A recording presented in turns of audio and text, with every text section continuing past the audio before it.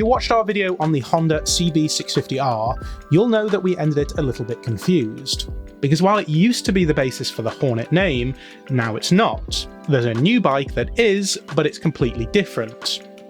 So to try and understand what this new Hornet was all about, we had to get our hands on one.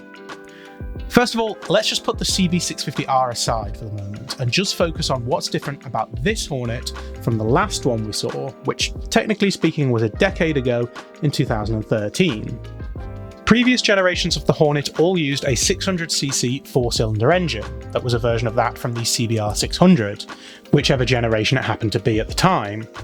This iteration of the Hornet is an all-new 750cc twin engine, which initially I thought was going to be a revamped NC750 engine, but it's not.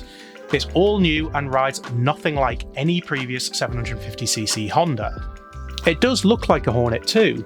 Bringing back the CB650R, Honda has clearly made an effort to give that a retro look to differentiate it from the Hornet line, whereas this has clearly taken its design from the old CB600F. I have to admit, I don't really like the styling of the new bike all that much though, at least the version we had anyway.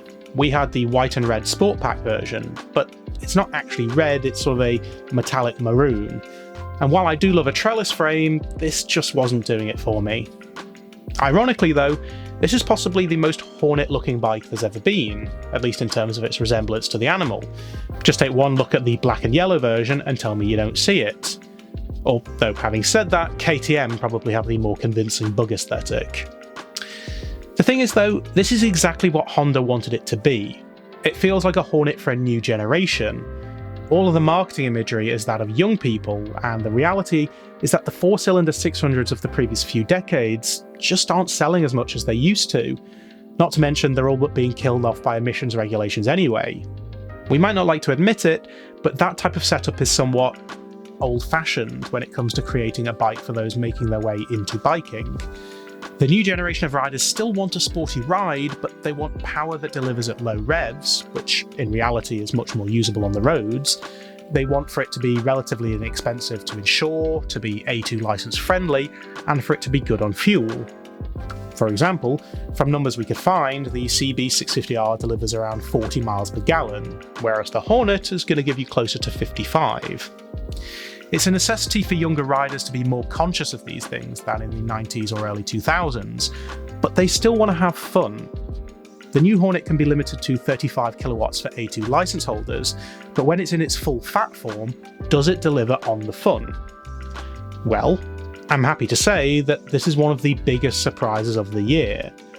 As I say, we had the Sport Pack, which has a quick shifter and a sports exhaust, but we had so much fun riding this on country roads, or at least we did when we could find a gap in the weather, when it wasn't raining that is. Those that live in the UK will know that summer never really arrived this year. When it first arrived, I was a bit disappointed with the looks and thought I wouldn't have much to say about it, but after riding it, I was amazed at how good it felt in all conditions. Unlike the CB650R and also the CBR650R as well, the Hornet has multiple rider modes that can be set on the full colour dash, such as rain mode, and also includes a custom mode as well. You can adjust torque control, wheelie control, engine power and engine braking. It actually uses a simplified version of the Fireblade dash. Much simplified that is, as that was ridiculous, but it's the same sort of operating system and uses similar controls too. They're not the best, but they're easy enough to use with gloves on, so you can't really complain. And it definitely feels much more modern and more advanced than the very simple LCD display on the CB.